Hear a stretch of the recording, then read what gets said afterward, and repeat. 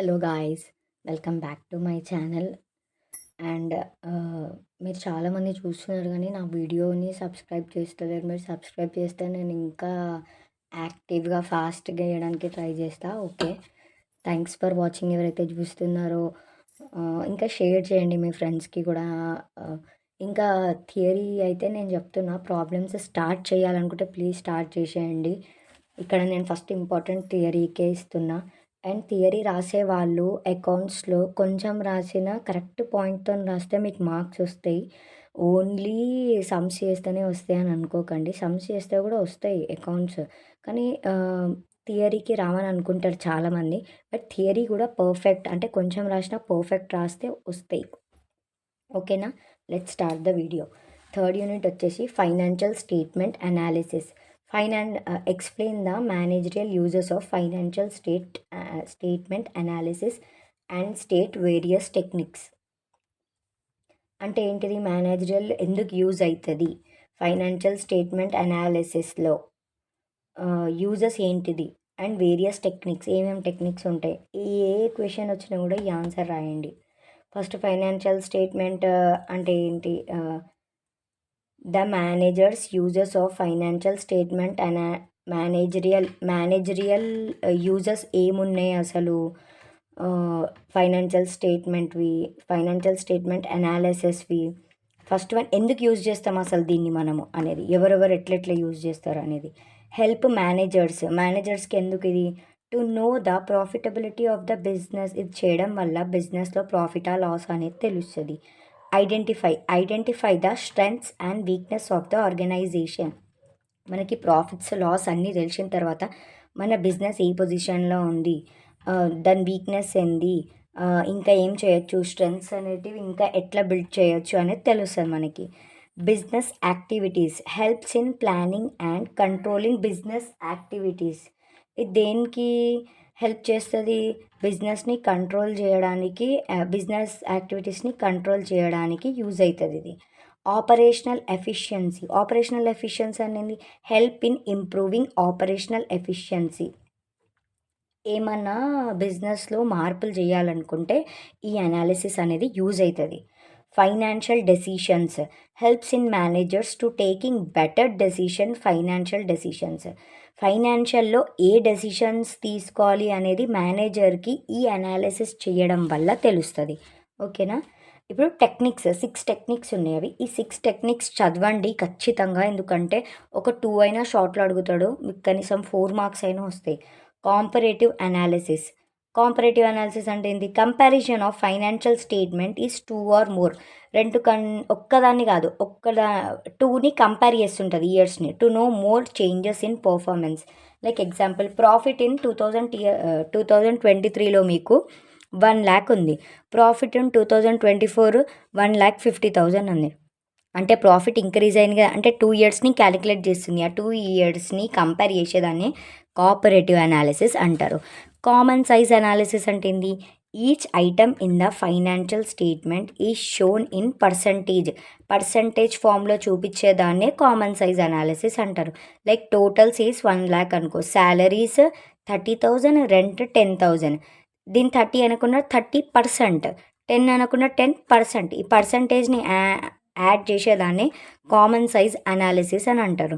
Easy to understand which expense is higher. ఏది ఎక్కువ ఉందో ఈజీగా అండర్స్టాండ్ అవుతుంది పర్సంటేజ్ వల్ల. థర్డ్ వన్, ట్రెండ్ అనాలిసిస్ అంటే analysis of data over many years. అన్ని డేటా కలెక్ట్ చేసుకుంటుంది ట్రెండ్ అనాలిసిస్ దగ్గర. ఓల్డ్ డేటా అంతా ఉంటుంది. లైక్ 2022లో మన బిజినెస్ ప్రాఫిట్ 40,000 అనుకో, 23లో 60,000, 24లో 90,000 ఇంక్రీజ్ అవుతా ఉంది ఎవ్రీ ఇయర్. దీన్ని పాజిటివ్ ట్రెండ్ అంటారు. ఒకవేళ నెగిటివ్ ట్రెండ్ అంటే ఏంది, డిక్రీజ్ అవుతూ ఉంటుంది. ట్రెండ్ అనాలిసిస్ అనేది డేటా అంతా, ఓల్డ్ డేటానంతా స్టోర్ చేసి పెడుతుంది. ఇది దీనివల్ల తెలుస్తుంది. ఫండ్ ఫ్లో అనాలిసిస్ అంటే ఏంది, show source and uses of funds used. Funds ఎక్కడెక్కడ యూజ్ అయినాయి అనేది ఫండ్ ఫ్లో అనాలిసిస్లో తెలుస్తుంది. మన బిజినెస్లో funds like bank loan taken, machine purchase, machine ఎంతకు కొన్నాము, it show how many come in and went out, ఎంత మనం పెడుతున్నాం పెట్టుబడి, ఎంత మనకి లాభం వస్తుంది. ఫండ్ ఫ్లో అనాలిసిస్ ద్వారా తెలుస్తుంది మనకి.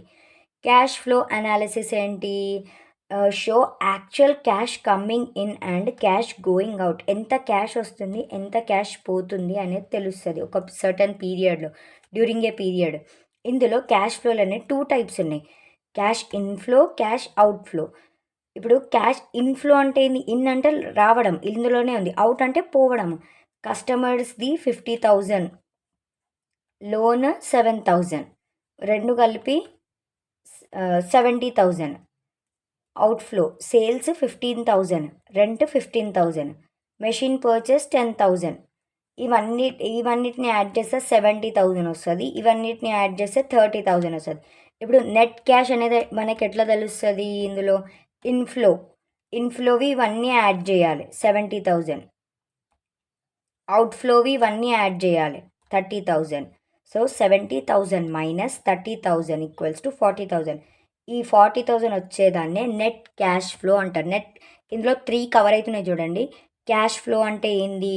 క్యాష్ ఎంత వస్తుంది, క్యాష్ ఎంత పోతుందో చూపిస్తుంది ఒక సర్టన్ డ్యూరన్ పీరియడ్ ఆఫ్ టైంలో. అందులో మళ్ళీ ఇన్ఫ్లోలో ఏంది? ఇన్ఫ్లో అవుట్ఫ్లో రెండు కలిస్తేనే, ఇన్ఫ్లో మైనస్ అవుట్ఫ్లో చేస్తేనే మీకు నెట్ క్యాష్ ఫ్లో అనేది తెలుస్తుంది. ఓకేనా? Ratio analysis show financial health by comparing numbers. It show financial health by comparing numbers from financial statement. దీని formula current ratio, current assets minus మన ఆస్తులు మైనస్ మన అప్పులు. కరెంట్ అసెట్స్ ఎంత ఉన్నాయి? 20,000 ఉన్నాయి. లయబిలిటీస్ ఎంత ఉన్నాయి? 10,000 ఉన్నాయి. ఇప్పుడు 20,000 డివైడెడ్ బై 10,000 అంటే 2:2 అని చేస్తున్నాం మనం. The company has 2 items more, రెండు ఎక్కువనే ఉన్నాయి. అసెట్స్ ద లయబిలిటీస్ కంపేర్ చేస్తుంది ఈ రెండు నంబర్స్ని కంపేర్ చేసి ఏది ఎక్కువ ఉంది అనేది చెప్తుంది ఇది. సెకండ్ వన్ వచ్చేసి what is financial statement analysis, explain needs and importance. Financial statement analysis means examining the balance sheet and profit and loss. ఇది ఎగ్జామిన్ చేస్తుంది, చెక్ చేస్తుంది to understand the financial performance and position. మన business అనేది ఏ పర్ఫార్మెన్స్లో ఉంది అంటే ఏ స్టేజ్లో ఉన్నది అనేది ఇది చెక్ చేస్తుంది. అర్థమైందా? ఈ స్టేట్మెంట్ అనాలిసిస్ అనేది, ఫైనాన్షియల్ స్టేట్మెంట్ అనాలిసిస్ అని. దీనివల్ల మనకేం ఉపయోగం? నీడ్స్ ఏంటివి? ఫైనాన్షియల్ స్టేట్మెంట్ అనాలిసిస్వి it is used to know whether the company is earning profits or loss. Company ఏం ఎర్నింగ్ వస్తుంది, ప్రాఫిట్ ఆర్ లాసా అనేది తెలుస్తుంది మనకి. It helps to check the ability of the organisation to repay. మన organisation loans and interest కట్టే అంత మనకి ఎబిలిటీ ఉందా అని చెక్ చేస్తుంది ఇది. It is required to control and regulate business operations efficiently. Business operations అంటే డే టు డే బిజినెస్లో ఏమేమి జరుగుతున్నాయి, ఏమేమి చెయ్యొచ్చు అనేది దీని ద్వారా మనకు తెలుస్తుంది. కంట్రోల్ అండ్ రెగ్యులేట్, మనం నడిపిస్తుంటాం, కంట్రోల్ చేస్తుంటాం, రెగ్యులర్గా నడిపిస్తుంటాం. ఏమైనా మార్పులు చేర్పులు చేయాలంటే తెలుస్తుంటుంది. It helps management to identify weak and strong areas of performance. మేనేజ్మెంట్కి అంటే ఇప్పుడు మేనేజ్మెంట్లో ఎన్నో డిపార్ట్మెంట్స్ ఉంటాయి. ఏ డిపార్ట్మెంట్ స్ట్రాంగ్ ఉంది అనేది తెలుస్తుంది. పర్ఫార్మెన్స్ ఏ డిపార్ట్మెంట్ పర్ఫార్మెన్స్ మంచిగా ఉంది అనేది తెలుస్తుంది. ఏ డిపార్ట్మెంట్ ఎక్కువ వర్క్ చేస్తలేదు అంటే ఎందుకు అది ఎక్కువ వర్క్ చేస్తలేదు అనేది తెలుస్తుంది. It is help to know whether investment safe or not. Investment సేఫా కాదా అని తెలుస్తుంది. ఇది ఏం లేదు, ఇప్పుడు మీరు ఒక బిజినెస్ చేస్తున్నారు అనుకోండి. ఈ బిజినెస్లో ఫైనాన్షియల్ స్టేట్మెంట్ మీరు యూజ్ చేస్తారు ఎందుకు? మీ బిజినెస్ మంచిగా రన్ అవ్వడానికి, మీ బిజినెస్ ఏ పొజిషన్ ఉందో తెలవడానికి, మీ బిజినెస్లో ఏం మార్పులు చేర్పులు చేయాలనుకున్నా మీరు ఈ స్టేట్మెంట్ అనాలిసిస్ని యూజ్ చేస్తారు. స్టేట్మెంట్ అనాలిసిస్ మనకి మన బిజినెస్ ఏ పొజిషన్లో ఉంది చెప్తుంది. అంతే ఉంది ఇదంతా. ఇంపార్టెన్స్ అంటే ఏంది? ఎవరెవరు వాళ్ళ లైఫ్లో దీన్ని ఎట్లా యూజ్ చేస్తారు అనేది. స్టేట్మెంట్ అనాలిసిస్ని, ఫైనాన్షియల్ స్టేట్మెంట్ లైక్ ఓనర్స్ ఎందుకు యూజ్ చేస్తారు? ఫండ్స్ ఆర్ ప్రాపర్లీ యూజ్డ్, వచ్చిన ఫండ్స్ మంచిగా కరెక్ట్గా యూజ్ అవుతున్నాయా లేదా అని చెక్ చేస్తారు. క్రెడిటార్స్ అండ్ బ్యాంక్ ఏం చేస్తారు? They use to decide whether to give loans or not. ఇప్పుడు క్రెడిటార్స్ బ్యాంకులో ఉండేవాళ్ళు మనం లోన్కి అర్హులమా కాదా అని చెక్ చేసి లోన్ ఇస్తారు. ఆ అనాలిసిస్ని వాళ్ళు చూసుకొని. ఇన్వెస్టర్స్ ఎందుకు యూజ్ చేస్తారు దాన్ని? Whether to invest money in the బిజినెస్లో మనీ స్పెండ్ చేస్తే లాభాలు వస్తాయా నష్టాలు వస్తాయా అందుకు చెక్ చేసుకుంటుంది.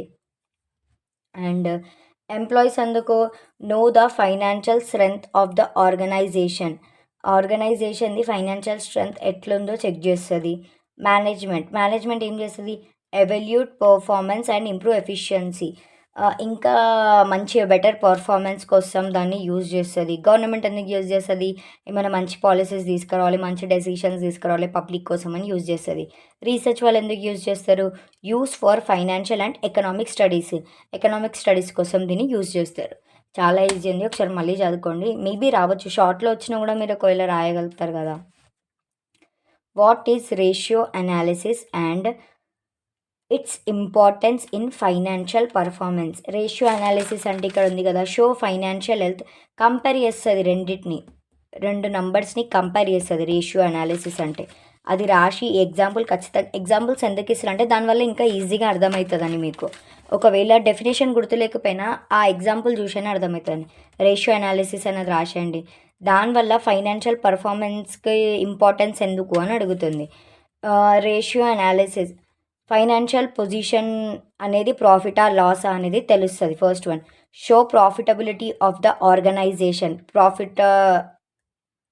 ఎంత ప్రాఫిట్ ఉంది ఆర్గనైజేషన్లా అనేది తెలుస్తుంది. Help to measure the liquidity position, liquid అంటే cash, ability to pay short term debts, చిన్న డెబ్ట్స్ అయినా యూజ్ చేసే అంత ఉందా మన కంపెనీలో అనేది చెక్ చేస్తుంది. యూస్ఫుల్ ఫర్ మేనేజ్మెంట్ డెసిషన్ తీసుకోవడానికి యూజ్ అవుతుంది మేనేజ్మెంట్లో, అంటే ఇంకా ఏమేమి చేయాలి అని. Help in comparing current performance with పాస్ట్లో ఎట్లుంది బిజినెస్, ప్రజెంట్ ఎట్లా నడుస్తుంది, ఏం చేంజెస్ అయినదని చూస్తుంది. Useful to compare one company with another, ఒక్క కంపెనీతో ఇంకో కంపెనీని కంపేర్ చేస్తుంటుంది. అంటే అది ఎందుకు అంత మంచి నడుస్తుంది, మనది ఎందుకు ఇట్లా నడుస్తుంది, లేదంటే మనది చాలా మంచి నడుస్తుంది, వాళ్ళ దాంట్లో ఏం చేంజెస్ చేయాలి, అట్లా కంపేర్ చేసుకుంటుంటారు. ఏమైనా లేదంటే వేరే వాళ్ళ కంపెనీ బాగుంటే అలా అంటే వాళ్ళది ఎందుకు అంత మంచిగా ఉంది, మన దాంట్లో ఏమైనా డిఫెక్ట్ ఉంటే చేంజ్ చేసుకోవచ్చు, అట్లా దానికి యూజ్ అవుతుంది. Help investors to decide whether to invest are not, ఇన్వెస్టర్కి ఎందుకు యూజ్ అవుతుంది? ఇన్వెస్ట్ చెయ్యాలా వద్దా బిజినెస్లా అని యూజ్ అవుతుంది. Help in identifying strengths and weakness of the business, ఇది హెల్ప్ చేస్తుంది దేనికి, బిజినెస్ స్ట్రెంగ్త్ ఎంత వీక్నెస్ ఎంత అని.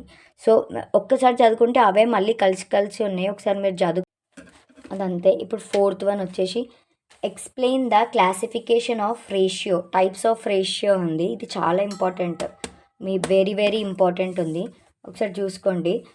Liquidity ratio, turnover ratio, profitability ratio, solvency. Liquidity ratio అంటే show the ability of a business to pay short term debts. Liquidity అంటే cash, ఇక్కడ కూడా ఉంది కదా ఇందాక చెప్పిన లిక్విడిటీ పొజిషన్. ఈ లిక్విడిటీ రేషియో అనేది బిజినెస్ షార్ట్ టర్మ్ డెబ్ట్స్ని పే చేసే అంత ఉందా, కంపెనీ బిల్స్ పే చేస్తుందా లేదా టైంకి అనేది చెక్ చేస్తుంది. లిక్విడిటీ క్యాష్ ఉంటేనే కదా కంపెనీ పే చేస్తుంది, అంతే. Cash plus bank 30,000, bills to pay 15,000. Cash ఉంది బ్యాంక్లో రెండు కలిపి 30,000 ఉన్నాయి, బిల్స్ టు పే 15,000 బిల్ కట్టాలి నువ్వు. 15,000 కట్టినాక ఇంకా 15,000 మిగులుతుంది కదా నీకు, కంపెనీ కెన్ ఈజీలీ పే, అంటే ఇది good liquidity. Okay. Solvency ratio, ability of a company to pay long term debts, tells weather the company is financially strong in the long run. దీనివల్ల ఏం తెలుస్తుంది అంటే కంపెనీ లాంగ్ టర్మ్ డెబ్ట్స్ని కూడా pay చేయగలుగుతుందా, ఉందా అంత strongness అనేది తెలుస్తుంది. లైక్ టోటల్ అసెట్స్ 10 lakhs అనుకోండి, long term loan 3 lakhs. Assets are made company is solvent, long term loan కన్నా అసెట్ అనేది ఎక్కువ ఉంది, వాడు కట్టగలుగుతాడు, సాల్వెంట్, అది సాల్వెంట్ కంపెనీ. ఒకవేళ అసెట్ తక్కువ ఉంది లోన్ ఎక్కువ ఉంది అనుకోండి, ఇన్సాల్వెంట్, కట్టలేడు వాడు. అసెట్ అనేది ఎప్పుడు ఎక్కువ ఉండాలి సాల్వెన్సీ రేషియోలో, ఎందుకంటే డెబిట్స్ పే చేసేంత కెపాసిటీ బిజినెస్కి ఉందా, కనీసం వాళ్ళ బిల్స్ పే చేసుకునేంత కెపాసిటీ ఉందా, ఉంటే మాత్రం సాల్వెంట్, లేదంటే insolvent. Turnover activity ratio show how fast A company use it items, stock, money, asset to make sales. Turnover activity అంటే ఏంది? Show how fast A company use it items. వాళ్ళ company అనేది stock ఎంత ఫాస్ట్గా అమ్మేస్తుంది అనేది market సేల్స్లో అనేది తెలుస్తుంది. Like A shop keepers by biscuit today, sales biscuit fast. ఒక షాప్ అయిన బిస్కెట్స్ తీసుకొని అమ్మేషన్ ఫాస్ట్గా, స్టాక్ వెళ్ళిపోయింది, గుడ్ టర్న్ ఓవర్ కూడా వచ్చేసింది ఆయనకి. సో ఇప్పుడు ఒకవేళ ఆయన దగ్గర స్టాక్ మిగిలిపోయింది అనుకో, ఆయనకు గుడ్ టర్న్ ఓవర్ రాదు కదా. అందుకే అది పోతేనే కదా టర్న్ ఓవర్ వస్తుంది, మనకు స్టాక్ పోతేనే కదా టర్న్ ఓవర్ వస్తుంది. అట్లా ప్రాఫిటబిలిటీ రేషియో అనేది earning capacity of a business. They indicate how much profit is earned from sales or invest. మన సేల్స్ నుంచి, ఇన్వెస్ట్మెంట్ నుంచి ఎంత మనం సంపాదించినాం. ప్రాఫిటబిలిటీ అంటేనే ప్రాఫిట్ అంతే. సేల్స్ ఇన్వెస్ట్మెంట్ చేసి మనకు ప్రాఫిట్ ఎంత వచ్చిందనేది తెలుస్తుంది. సేల్స్ అంటే 1,00,000, ఎక్స్పెన్సెస్ మనం పెట్టిన పెట్టుబడి 80,000, ప్రాఫిట్ 20,000 వచ్చింది. బిజినెస్ ఇస్ ప్రాఫిటబుల్ అంతే. ఇది ఖచ్చితంగా వస్తుంది. షార్ట్లోనైనా కూడా అడగొచ్చు. ఇన్ కేస్ సమ్ ఒకవేళ మీరు సమ్ చేసిన టైం ఉన్నా కూడా ఇది రాయండి. ఒకవేళ వస్తే ఈజీగానే ఉంది కాబట్టి. Please don't forget to subscribe my channel.